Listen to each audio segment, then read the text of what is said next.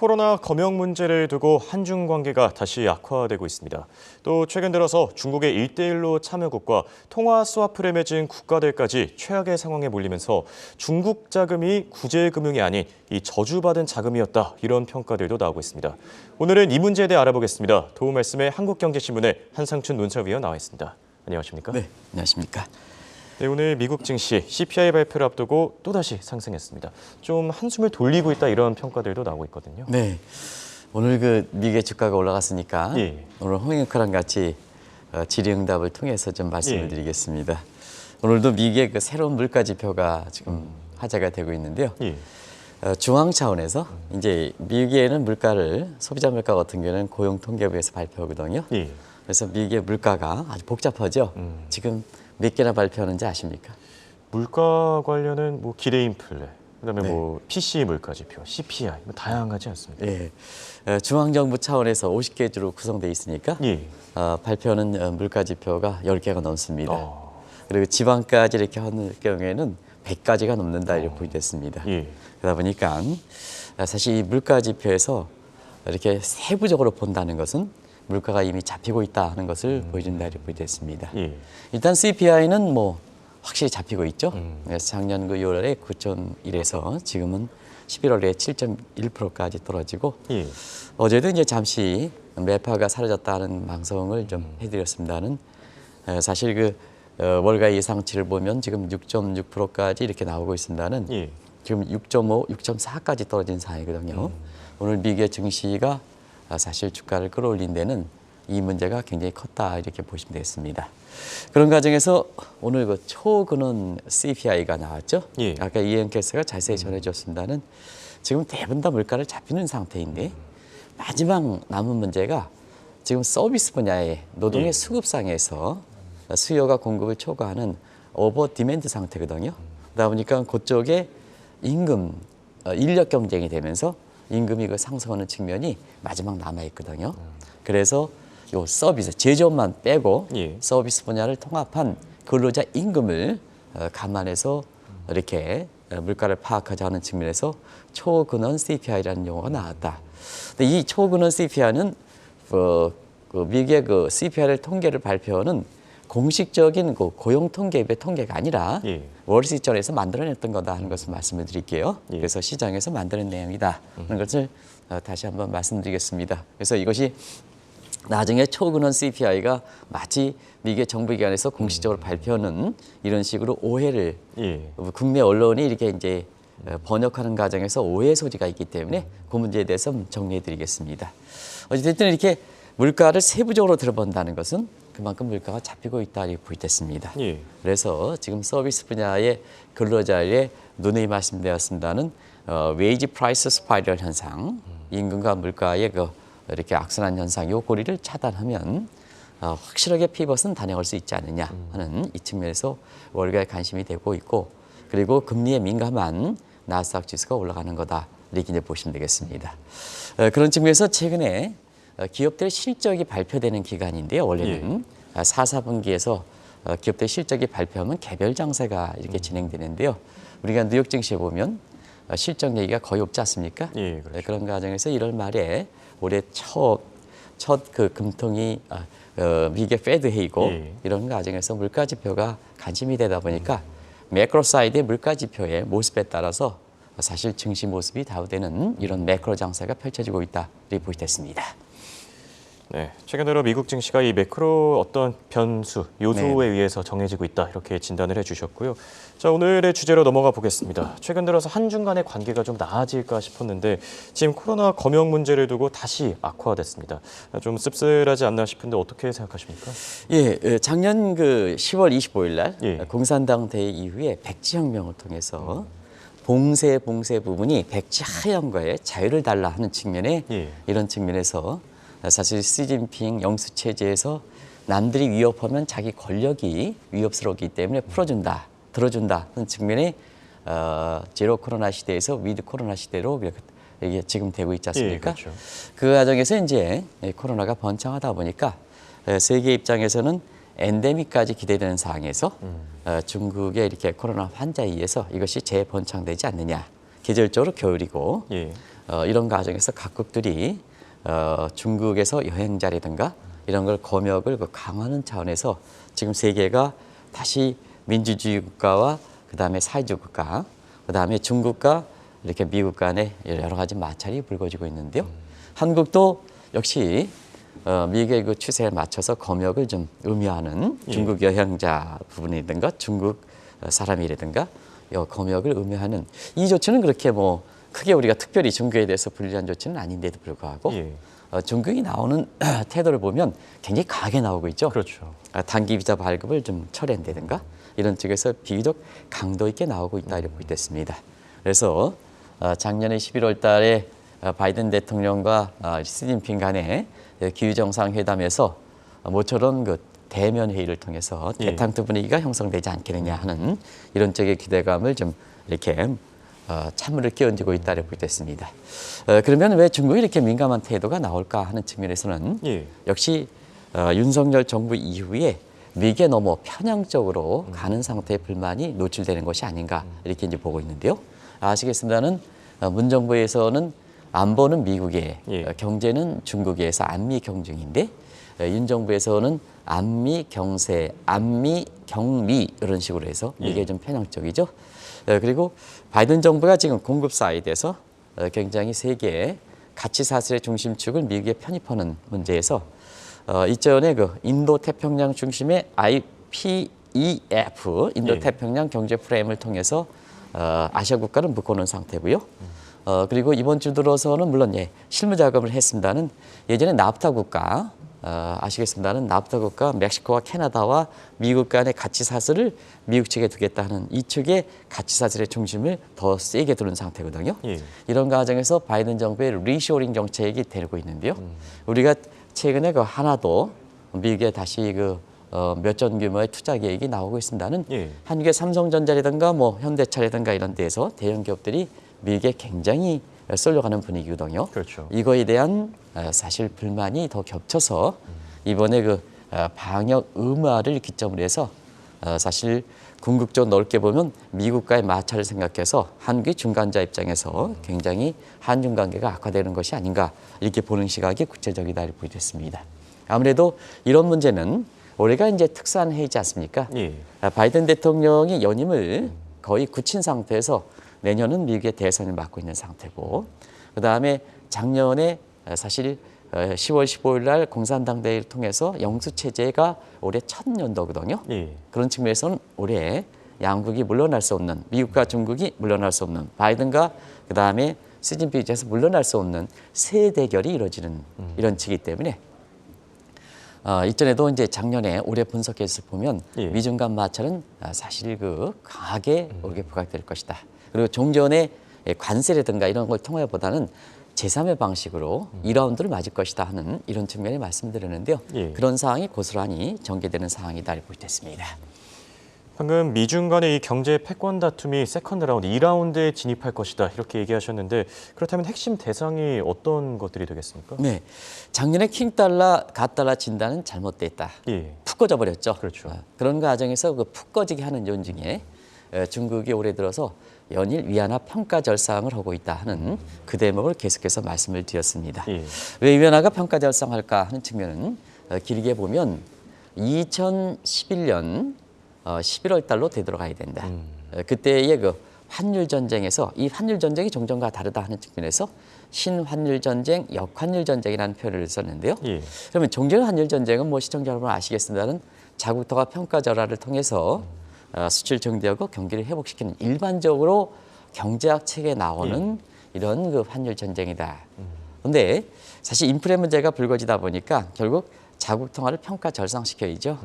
그리고 평가 절상하면 자국 통화 가치가 강세되니까 중심 통화 위상으로 올라가는 이런 분위기거든요. 그런 측면에서 2011년 11월부터 정전과 다른 이런 역환율 전쟁 내지는 신환율 전쟁 이런 것을 주목하실 필요가 있다 하는데요. 최근에 보면 중국이 더 강하고 있죠. 왜 그러냐면 사실은 영수체제에서 인민들의 경제 고통이 굉장히 심각한 상태에서 백지혁명이라든가 나오다 보니까 결과적으로 한쪽으로 풀어주고 한쪽으로는 경제 고통에서 오늘 다보스 포럼에 생계비 이간인 디스토피아 문제에서 앞으로 1위를 차지했습니다. 예. 그동안은 이상기온에서 이렇게 기후변화를 했습니다는 앞으로 향후 2025년까지 생계비 문제, 그동의 인플레 문제가 가장 고통스러울 것이다 하는 측면이거든요. 예. 결과적으로는 정치인 입장에서 보면 경제 고통을 완화시켜야 되는데요. 자, 미국도 실업률이 지금 거의 완전 공격 상태 아니겠습니까? 그렇죠. 그러면 경제 고통, 생계비 위기 문제 해소하려면 결과적으로는 최고 통수권자 입장에서 인플레를 안정시키는 것이 자기의 정치 기반을 높여가는 이런 측면이거든요. 예. 그런 측면에서 중국이 사실 올해 들어서 위안화 평가 절상을 통해서 수입물가 안정을 통해서 인민들의 경제 고통, 물가 고통을 줄여주고 있다. 이렇게 이제 보시면 되겠고요.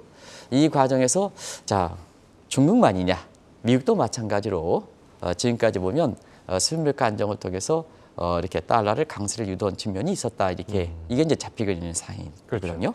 그리고 궁극적으로 중장기적으로 보면 결과적으로 보면 달러와 위안화 간의 평가 절상하면 기축통화 전쟁이다 이렇게 보이됐습니다. 그래서 사실은 지금 상태에서는 기축통화 양상이 중장기로 전개되지 않겠느냐 이 대목이 굉장히 주목해서 보거든요. 그럼 기축통화가 되려면 세 대결을 해야 되거든요. 거래량이 말해야 되거든요. 그렇죠. 그런 과정에서 지금 중국 주도해서 탈미국화, 탈페드와 탈달러와 이런 것이 지금 국제 통화 질서에서 전개되고 있다 이렇게 보이됐습니다. 또 그동안 방송에서 수차례 진단을 해주셨지만 예를 들어서 뭐 페트로 위안화처럼 지금 중국이 위안화를 국제화시키려는 움직임이 점점 더 빨라지고 있습니다. 네, 그제 이제 아르헨티나와 비교적 큰 규모의 통화 서합을 중국과 맺었습니다. 예. 아르헨티나 월드컵에서 이번에 메시가 예. 속해 있는 굉장히 큰 국가죠. 활약이죠. 예. 그런 측면에서 많은 대목에 있어서는 미국과 썰려 있는 것을 아시고 있습니다는 핑크다에 대해서 결과적으로 보면 중남미가 중국 쪽에 쏠려가는 분위기에서 아르헨티나가 국제적으로 보면 월드컵 이렇게 해서 메스로 해서 굉장히 큰 관심을 받는데 이것이 중국과 통화 사업을 맺어서 결과적으로 보면 이게 배경에 대해서 어떻게 할까 하는 것이 국제사회에서 굉장히 큰 이슈가 되고 있다고 보겠습니다. 예. 그것이 결국은 기축 통화할 때는 통화 가치가 강세가 돼야 될 뿐만 아니라 거래량이 많아야 됩니다. 위안화 거래량이 많아야 됩니다. 그 과정을 한번 볼게요. 일단은 중국이 막대한 외환보호를 통해서 국제 원자재를 확보하고 이 원자재 확보를 통해서 무기화시켜서 지금의 인플레를 양상시키는 이런 측면도 하나의 요인이 되고 있는데요. 자, 중국이 위안화를 통해서 원자재를 확보하면 자, 원자재를 갖고 있는 국가의 모든 중국과의 거래는 위안화로 해라. 결국 위안화의 결제권을 확대시키는 거죠. 그리고 이걸 좀 범위를 줄여서 예. 올해 들어서 보면 결국은 달러 위상 중에 가장 위상 중에 원자재 시장에서는 자 막대한 이렇게 걸프라든가 이런 측면에서 보면 원유 결제 시장에서 달러 결제를 90% 이상 하냐 보니까 특별히 이걸 페트로 달러라는 표현을 썼거든요. 예. 이걸 죽이지 않으면 결과적으로 보면 위안화의 그 기축 통화는 어렵겠지 않느냐 하는 측면에서 최근에 보면 사우디와 중국이 착 달라붙었고 예. 여기를 통해서 페트로 위안화라는 이런 것을 대서 페트로 달러의 아주 위협적인 존재까지 이제 오는 상태이고 그다음에 최근에 그 중국이 금보유를 많이 늘리고 있는 상태 아니겠습니까? 우리도 전해드렸습니다. 예, 그렇죠. 그 과정에서 결제 통화를 자 금 시장도 기금속 시장도 달러 결제가 상당히 많은데요. 이것을 위안화 확보, 금 확보를 통해서 위안화 결제를 통하는 그래서 골드 위안화라는 이렇게 용어가 나오고 있다 이렇게 보겠습니다. 그리고 또 한 가지는 중국이 이제 1대1로 기획도 아르헨티나가 이번에 통화 사업을 할 때 전제 조건이 있으면 1대1로를 전제 조건에 해서 통합 사업을 맺어주겠다 하는 이런 얘기인데요. 1대1로가 죽진 않았거든요. 예. 그래서 1대1로를 통해서 1대1로 참여국의 전제가 위안화 거래를 해야 된다. 위안화 결제를 해야 된다. 모든 거래는 이게 이제 위안화 결제권을 확대시키는 문제다 이렇게 됐습니다. 그리고 좀 지나긴 했습니다는 예. 홍콩 반환 50전을 이렇게 해서 사실 그 홍콩을 달러 폐기제를 포기하는 문제. 예. 사실 중국 입장에서는 지금 홍콩을 위안화 결제권으로 전부 범위는 확대시키는 상태거든요. 예, 그렇죠. 미국이 마지막으로 그 달러 포기제, 달러 폐기제를 좀 버티고 있는 상황인데요. 예. 전반적으로 놓고 본다면 원자재 시장이든 아니 그것이 뭐냐 사실 그 1대1로 기획이든 예. 그다음에 각종 제도든 위안화의 그 결제권은 꾸준히 확대시켜서 위안화 가치 절상과 함께 결제권 확대시켜서 기축통화 야망은 계속해서 가져가고 있다 이렇게 보시면 되겠습니다.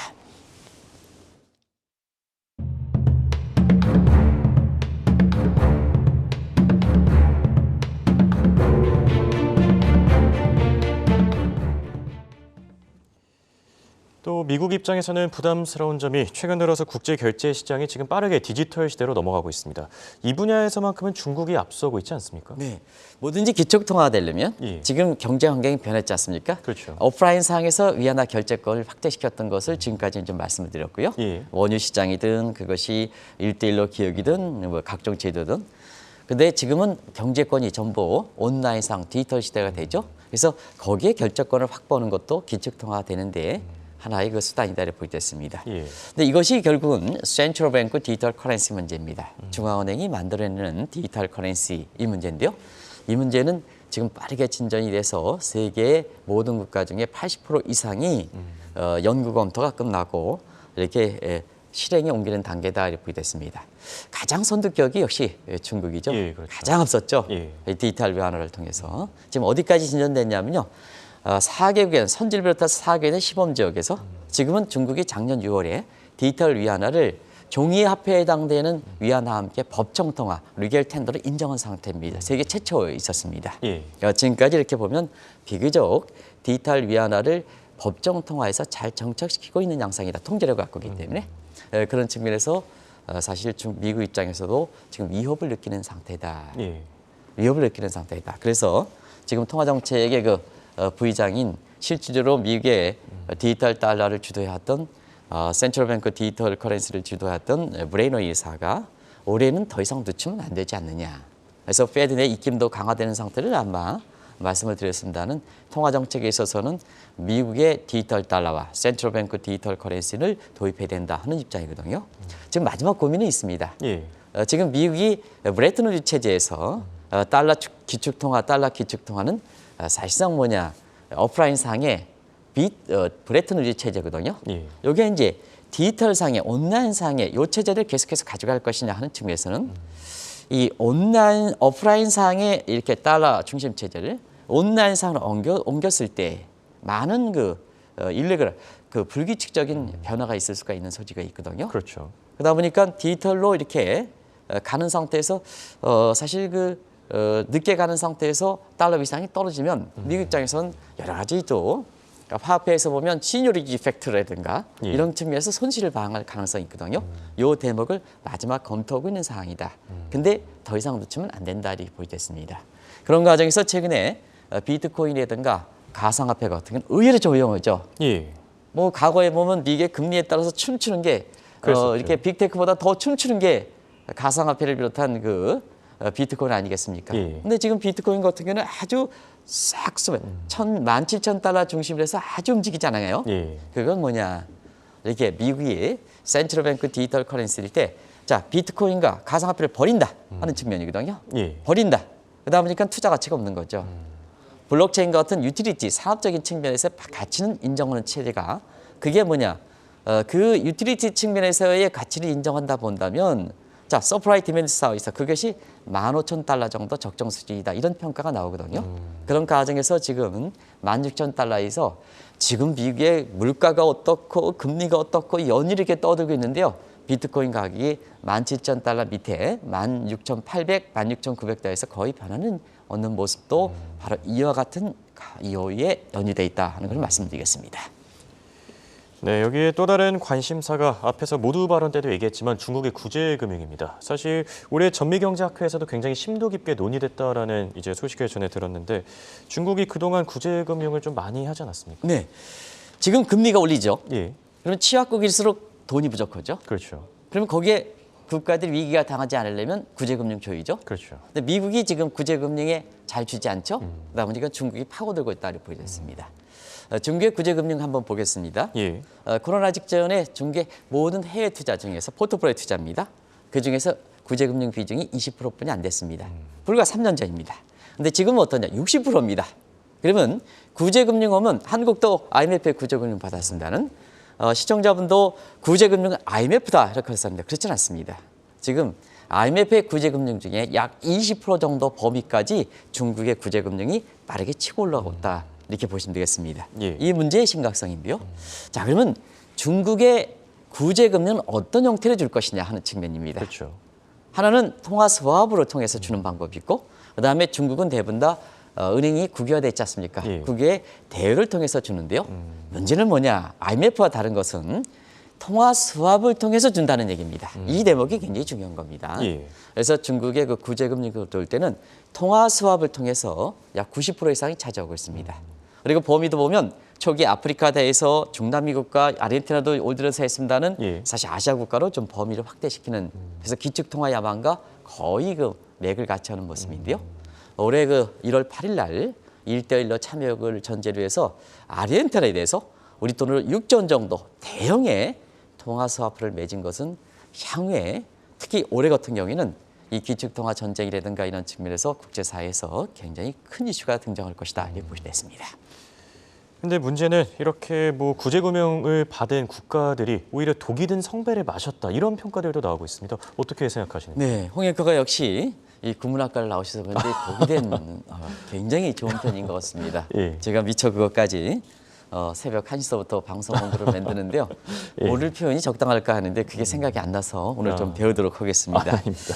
근데 중국이 통화 스와프를 맺는 것은 금리가 무상으로 주지 않습니다. 굉장히 고금리다 이렇게 됐습니다. 예. 고금리다. 여기 한번 보겠습니다. 자, 2021년 통계를 잡히는 겁니다.